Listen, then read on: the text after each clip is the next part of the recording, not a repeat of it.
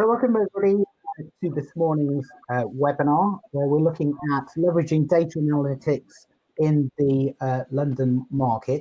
We are going to be covering three areas this morning. We're going to be looking at what's changed in terms of data and analytics, especially in light of the release of Blueprint 2 last week, which puts data at the heart of the market initiatives going forward. We're going to look at some of the operational challenges that we need to address in order to leverage data analytics. And we also are going to look at how we're going to overcome those going forward. And if we've got time, we're going to look at automation and see what role that's going to play going forward as well. We've got three panelists today. We have Dominique George Oppong, who is Operations and Control Officer at Hiscox Re. We have Robert Proudfoot, who's Chief Information Officer at HDI Global, and Arjun Mathi, who is Corporate VP and Head of Digital Transformation for Europe at WNS. So just while we get the camera switched on for our panel, I would like to introduce the first of our polls. As we go through this morning, we're going to have a series of polls to get everyone involved and interactive into this. And the first poll, please, Ellie, if you could bring that up. We'd like to know, how mature is your data and analytics strategy? So take part in the poll. If you take part, you get to see the answers. And here's 10 seconds on the clock.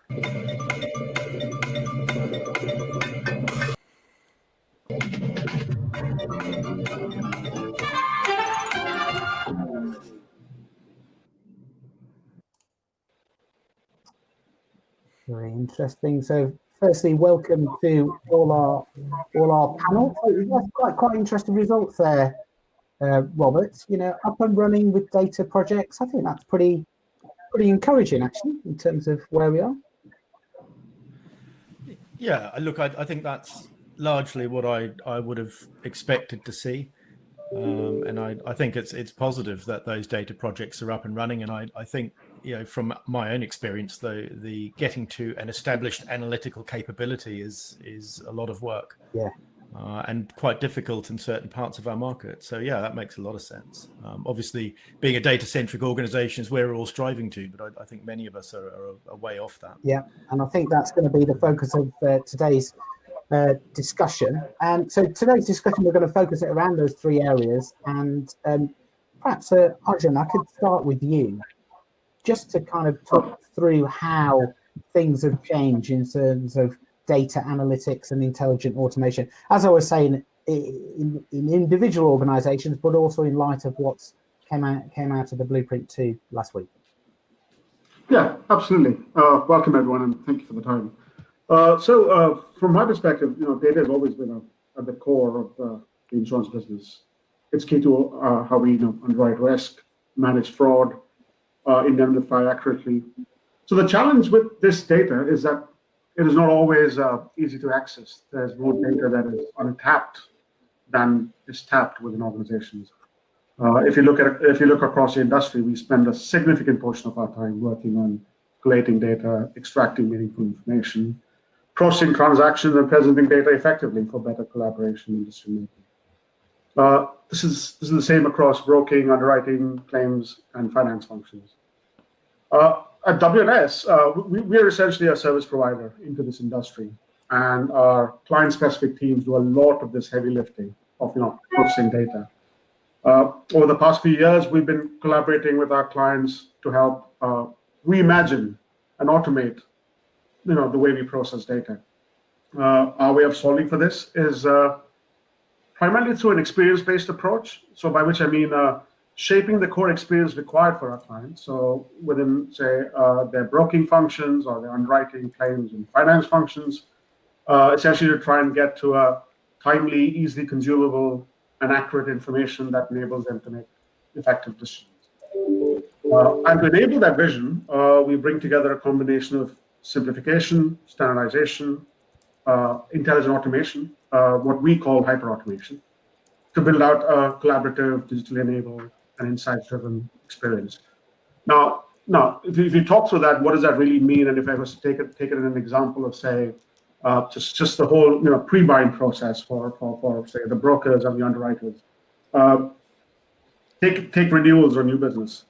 In both of these, as you start to look at the activities that start to happen 3 to 6 months probably as we get into renewal cycle, or even in a new business world, you will start to see it almost an industry come together on a particular risk just to try and solve for that, right? And there are people that are essentially spending majority of their time extracting relevant information, looking for information to start with, and then trying to find the relevant information that is required to start to kind of build, from a broker's perspective, build together the presentations that need to go out to their clients and start to work with their clients to engage and understand their risk better. And on the other side, as they start to engage with the underwriters, what the underwriters have to start to look at, all of this risk coming into my portfolio.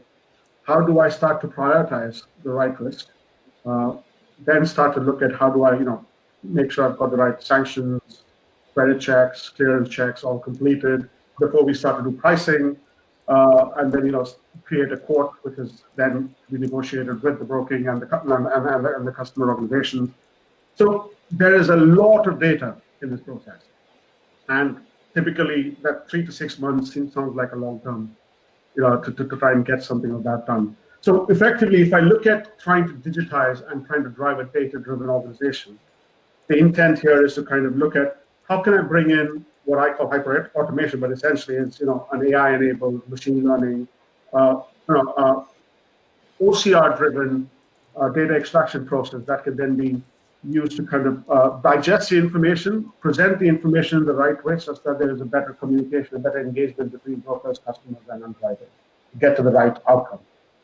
So that's kind of the way we've kind of looked at driving it. And as we go into the session, and hopefully, Robert and Dominica can kind of put some color into some of these discussions. It's important to recognize that you have to look at it from the customer, or the broker, or the human experience first, and then recognizing that, understand therefore what is the data required to service that entire ecosystem. Yeah, I completely agree. I think it's quite interesting. Yeah,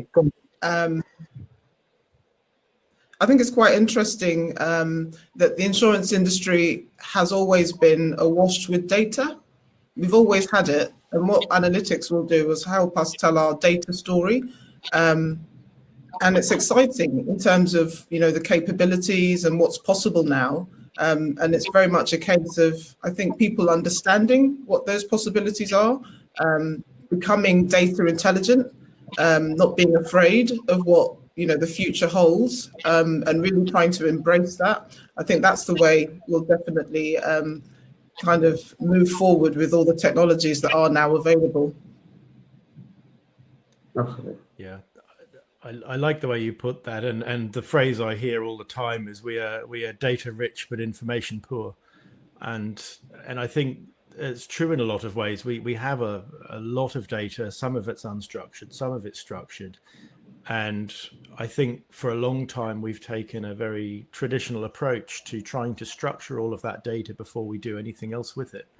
And I think some of the changes that we're seeing in predictive analytics, machine learning, and other related technologies, that this is becoming a different problem, and actually there are new solutions to this other than the traditional approach, which is, I think, Arjun, is what you were referring to.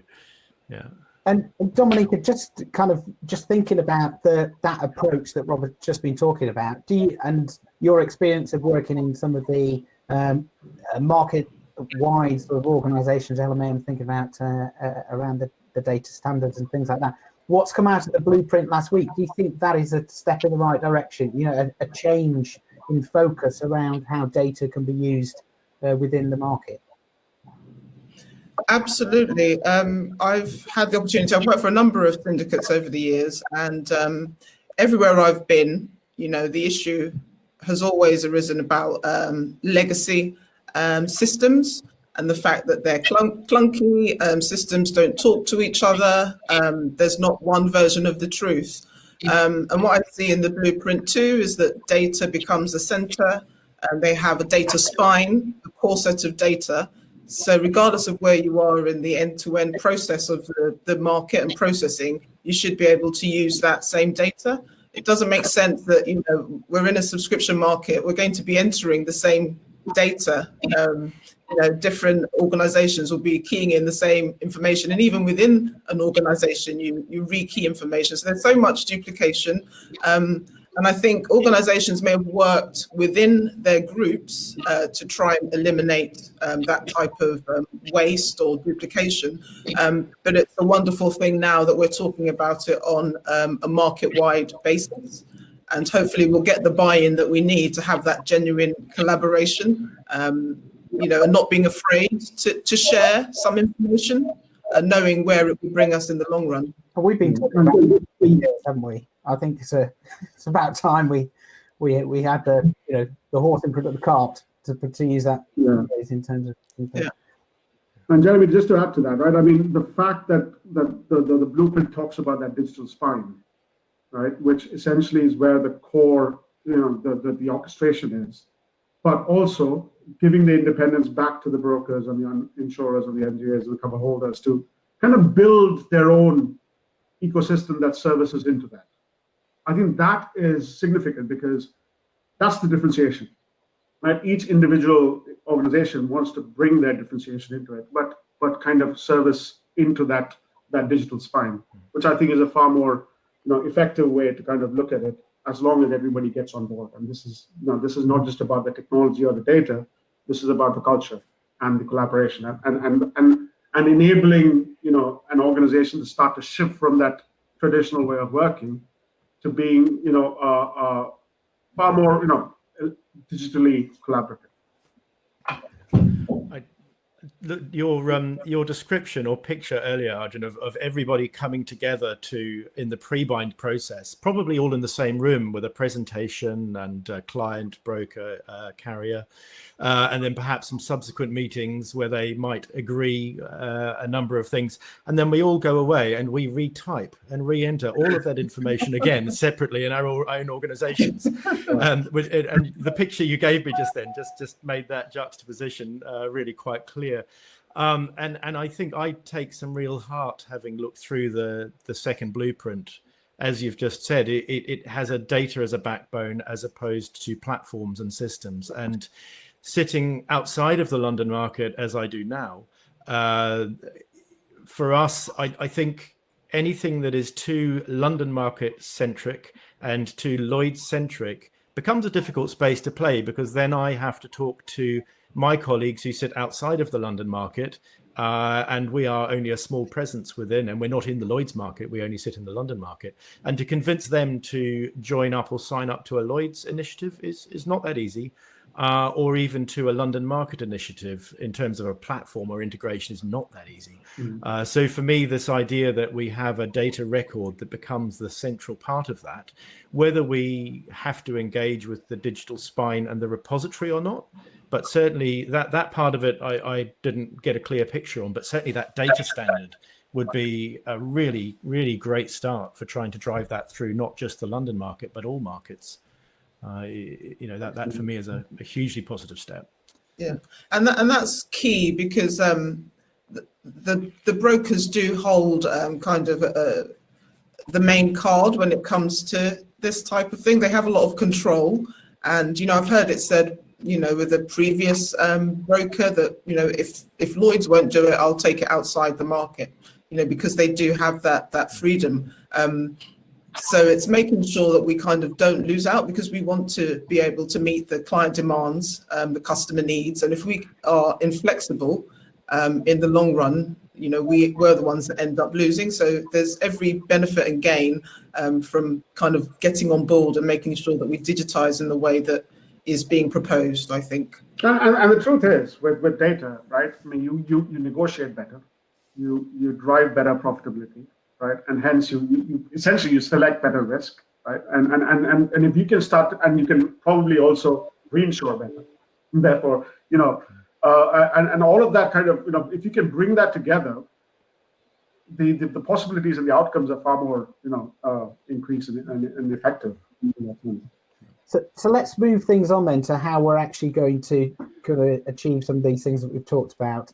Robert, perhaps I can start with you with this next question, which is around some of the practical challenges that we need to think about in order to kind of leverage data and analytics. Perhaps you can just give us an insight from your perspective on what they are, and then we can look at some of the approaches on how we might overcome them.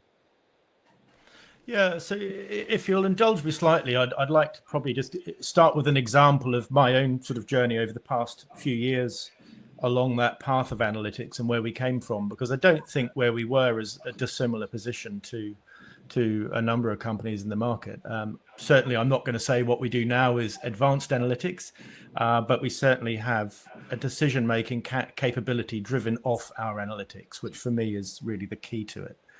And by that, I mean, right now, I could go look at the profitability of business at the level of the book, by the individual underwriter, by the insured, by the line of business, and at a click of a button, that view can be shifted to really look and in real time analyze that information, which is allowing us to already start to make decisions around where we put capital, where we grow, how to balance our book.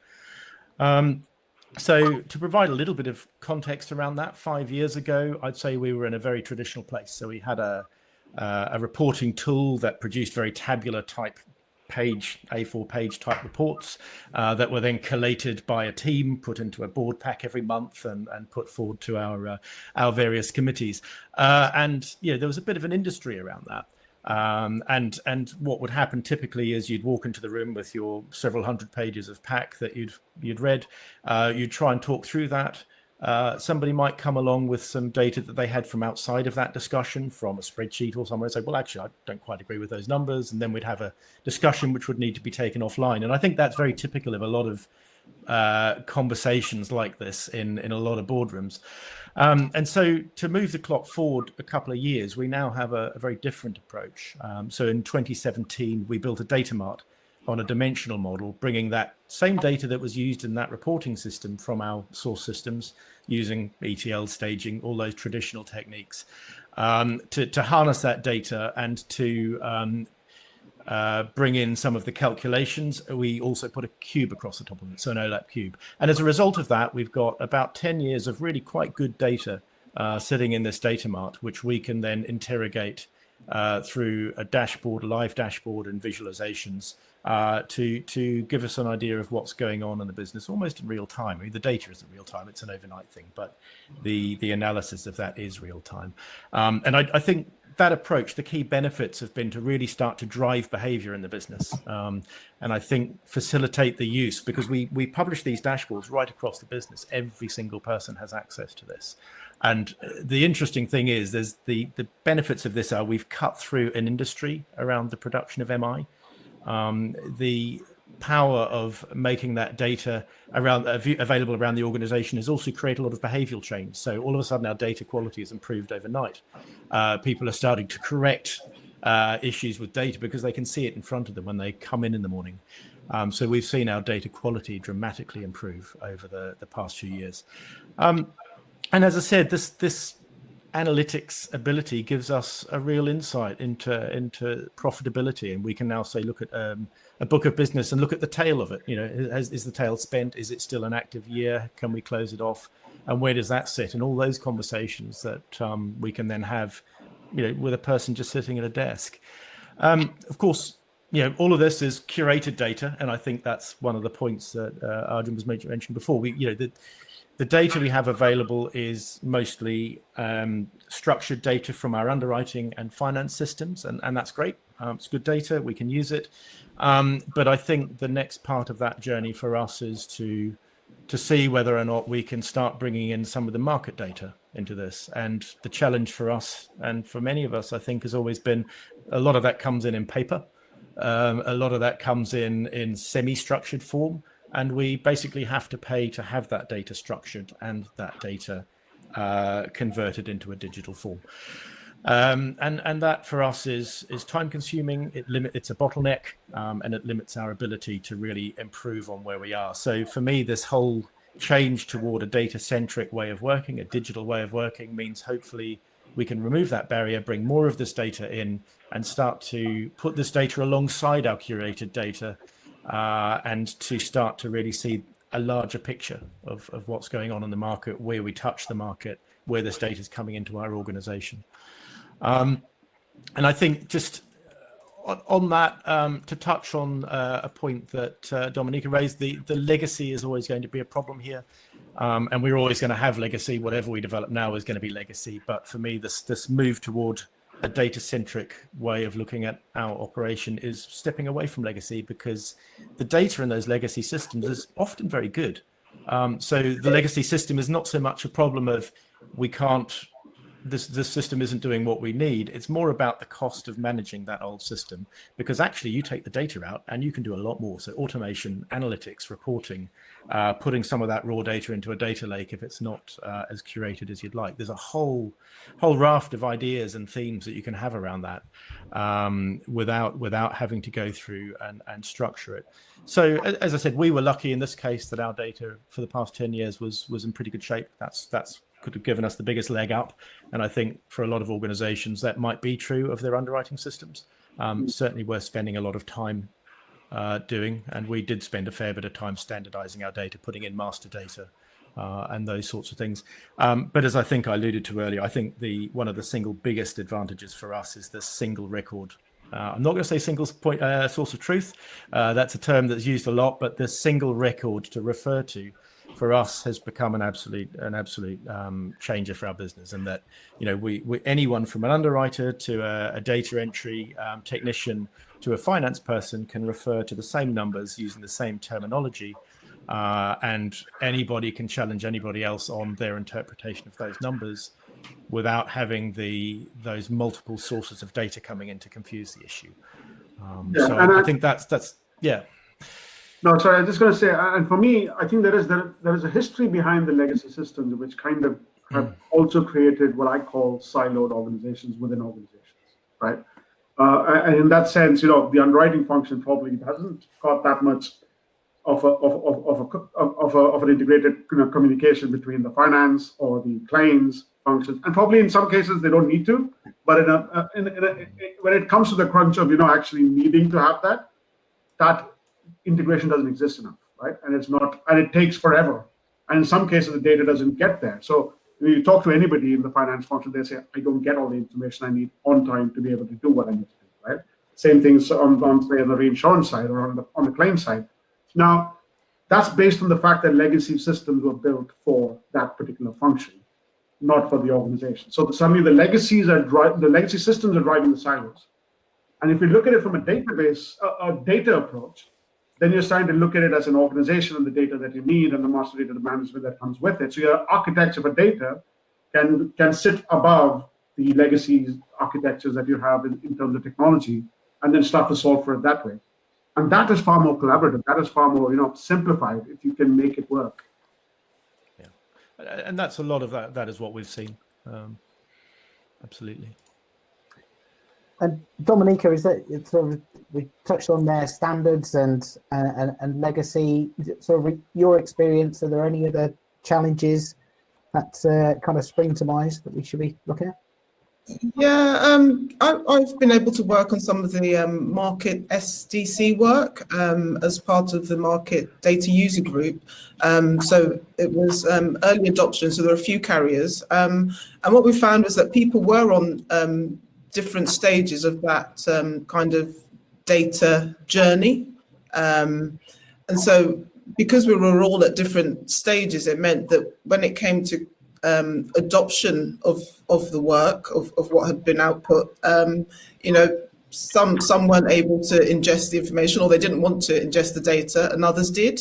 So you kind of got the sense that you were doing all this work, but it wasn't actually being used in the way that it could be. And we were at very, very early stages. So, there was a number of fields that could be taken from the MRC, the Market Reform Contract, trying to digitize that. So it's no longer, about paper, but about the data that are in each of the fields. And because of the nature of a market reform contract, it's in specific sections, so you can pick out bits of information. It should be readable.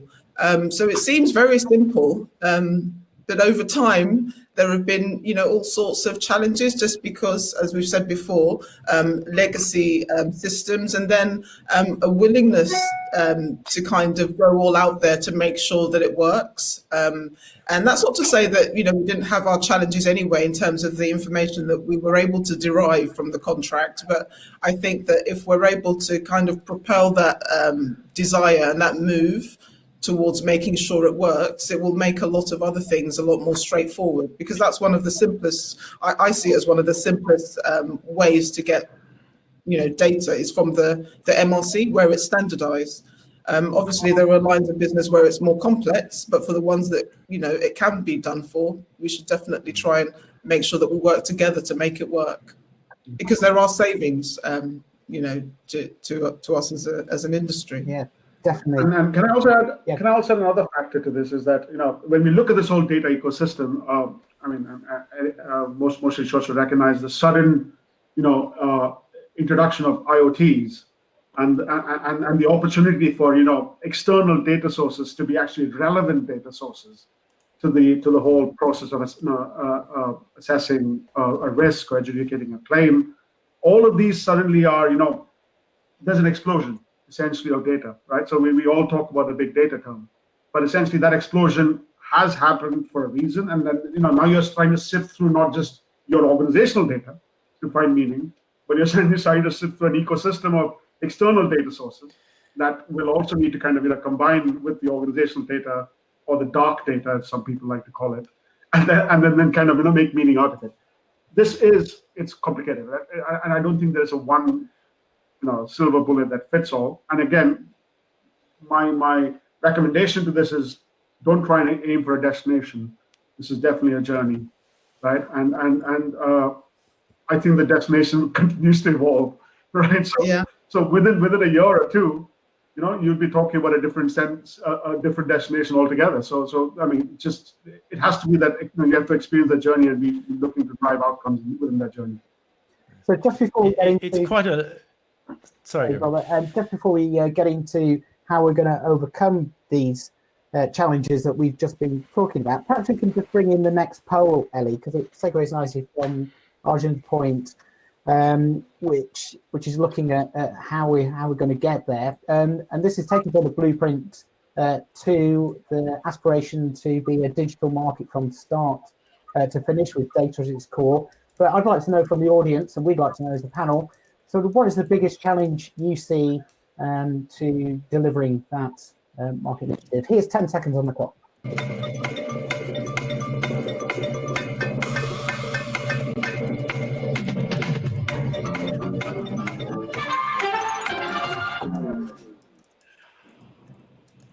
The results are still coming in, but that cultural piece and legacy technologies we've just been talking about are up there strongly. And I think it comes to it, Dominique, it kind of ties into something you were alluding to, which is around kind of whether this needs to be mandated or how you get organizations to buy into this. And I'll kind of bring in kind of the next question, which is kind of, how do we overcome some of these operational barriers? So, have you got thoughts around that? Yeah, I think data literacy is something that can be worked on. I think there's a big fear of what digitization will bring, perhaps not understanding not widely understanding what the benefits can be. I think there was a Gartner research, I think in 2018, that said that by 2021 there will be 26 billion things connected, in this whole IoT space. So if that's the case, where does the insurance market stand when it comes to the way that the rest of the world is moving forward digitally? I feel like we can't always be as inflexible as we have been in the past. So I think a lot of it maybe boils down to not fully understanding data and what it can achieve. So that kind of ties in with the poll here about maybe cultural inertia, so that it's not just maybe the senior execs that need to understand data, but all the way through the organization, so that, you know, small changes can be made towards the wider goal. And oftentimes it's people on the ground that, you know, maybe do some of the processing or do the things that are laborious that can be done digitally or robotically, that can say, you know, this isn't working and this is how we can move forward. And I think that with a changing, you know, generation, changing customer, there's going to be that demand for things to move a lot more quickly than they currently are, or than that they have been. And I think the London market is admired worldwide, but in some ways, I think that we've allowed maybe, well, Lloyds is an institution in itself, but we've got to make sure that we, you know, we're able to move quickly and not be held back by, I don't know, history and legacy. Definitely, I see it as kind of understanding data, for people to understand what data can bring for them. And just a supplementary question, kind of around that kind of speed of innovation or change. Has anyone got any thoughts about why, if you look towards fintech, that seems to have moved at a real pace? And then you compare that with Insurtech, which seems to, you know, have, at the beginning, have grand designs to change the world or revolutionise certain aspects of insurance, but, you know, 6 months, a year later, it's either fizzled out or it's been eaten up into a bigger organisation. Anyone got any thoughts around that? So I can take that. I mean, again, you know, we touched upon it briefly earlier on when we were kind of congregating. But I mean, it's an interesting area, and if you look at startups in general, fintechs, insurtechs, any of them, right? It's almost trying to take it from that nebulous stage of an idea to, you know, to some a concept, and then kind of built out into a solution for the industry, to actually scaling it up. Now, I don't know if every insurtech or every startup comes in with the idea of actually trying to scale. Right? A lot of them actually come in with the idea to see who will buy me out. That actually exists as you know, that's the best way to make money at the moment, right?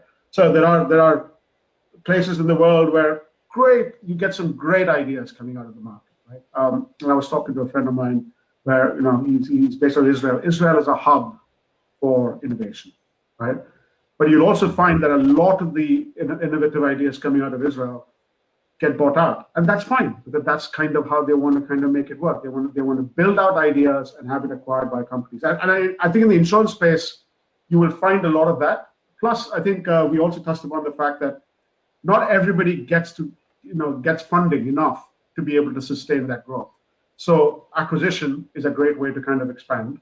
And, you know, for me, the fact that Lloyds have the labs and provide that incubation center for startups to start to come and actually start to build on, you know, it gives you that safety net, but also gives you the opportunity to kind of, if you are looking to be acquired, it gives you the opportunity to kind of, you know, drive that direction, but also gives you the opportunity to kind of engage and build on that proposition and scale it if you really wanted to, and if you found the right investment and funding. Yeah, I absolutely agree with that. And for me, it's also a question of timing. And I think what I see from a lot of startups, and what I've heard in a couple of instances, is that, you know, these companies are set up with limited budget to either make an acquisition or to take off, right? And that's the only way they're going to survive, because they're not generating income initially. And so, and then you look at our industry, which is very heavily regulated. And we have all sorts of hoops we need to jump through to get a license to be regulated within the UK, let alone, say, joining the Lloyds market, where there's even more regulation. And this is, you know, this informs all the products that we use. We have to ensure that the products we use have all of the safeguards in place, the data is safe, and we are safe to use these products. And I think that takes a lot of time. And these insurtechs are pretty much out of business by the time we've made a decision as to whether their governance is strong enough for us to take them on, or the idea is going to fly. Or in a lot of cases, I think we also look for certainty.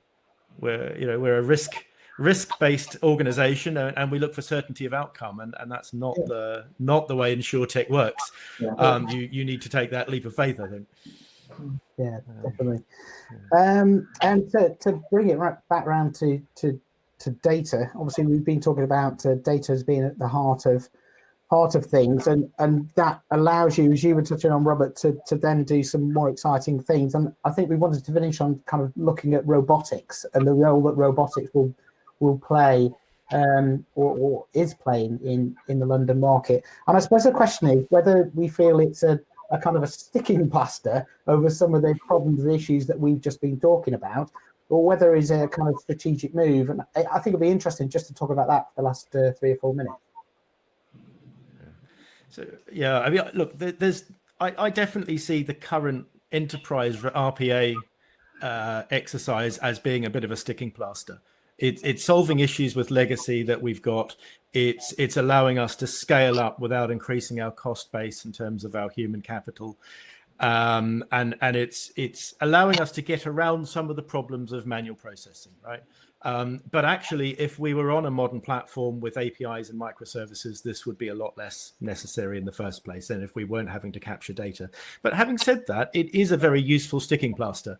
And I think it is something that we will see here for the next few years at least, because it's going to take us a long time to deal with our legacy. And it's going to take us a long time to sort of to work out our processes and change our processes to a digital world. So I think it's here to stay. But I also think there are new things developing in robotics which are different to that. And that is the robotics that is driven by the end user sitting on the desktop. So the citizen developer type thought. And that's a really interesting thought, because that's where someone can be sitting at their desk and say, oh, book a meeting for me with X, and the robot goes off and does that. Huge time saver. Or enter this policy for me into system Z as I type it into system X. These sorts of things, which could be quite an interesting way of the basic computer becoming more intelligent. And maybe that's the evolution of the desktop PC, and maybe we shouldn't overlook that. And just to add to that, right, I think what RPA has done, and it has been around for a good 6 years easily, right? But what it's essentially done is it's made the business much more technology savvy. And that is significant, because today most technologies, and RPA included, are in what we call the low code, no code kind of area. And therefore you have the whole AI segment, you have the whole smart workflow segment, you have the whole RPA segment. And it suddenly starts to bring the business much more closer to the way technology works, not to the point of actually understanding what technology does, but to actually leverage a digital a set of technologies in that space to kind of help them enable what they need to do. And that citizen developer kind of a model is good, because it helps you become more effective, right, sitting within your workspace. But also you have to look at it as an organization, as to how you want to manage control, because this could rapidly become another EUC, end user computing problem, right? So there has to be a governance around it. There has to be some level of audit, tracking, some level of ethics built around it in terms of how we use it. So all of these have to be considered as you go down this route. But I think RPA has been a huge shift in the way people today think about operating. Yeah, I agree. It's been very much a part of the journey. So it's not where we want to get to necessarily in terms of how we've used robotics in the past, but I think it's told us a lot.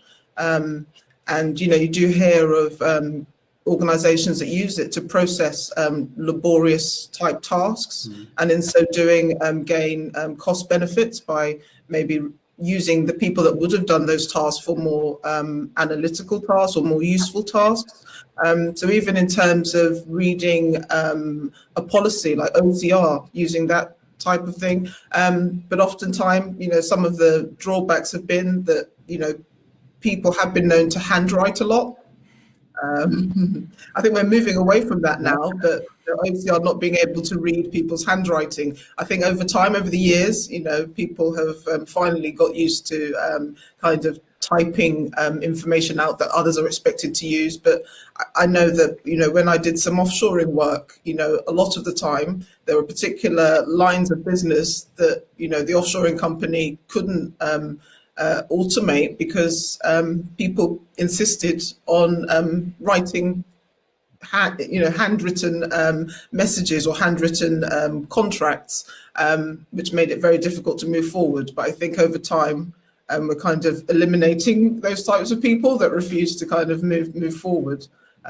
So I think it's been a necessary part of the journey, and as it develops, you never know what it can bring. But I think it's been useful for organisations to see how they can gain benefit and processes that don't need to be that don't need to use a full-time employee. Yeah. So we are rapidly running out of time. We're a couple of minutes over, but we did start 2 minutes late because we have the 2 minute silence. So we are bang on time, I think we'll say. So I'm going to say thank you very much to Robert, Dominica, and Arja. Thank you for joining us and taking part in the panel today. We're now going to go into so Ellie's going to share a link on the chat now and put it as a handout. So do join us in that Zoom meeting. We're going to switch cameras on, share some experiences around the topics and issues we've been discussing around data and analytics. Hopefully we can share some benchmarking ideas. So thanks once again to the panel, and look forward to joining you shortly in the Zoom meeting.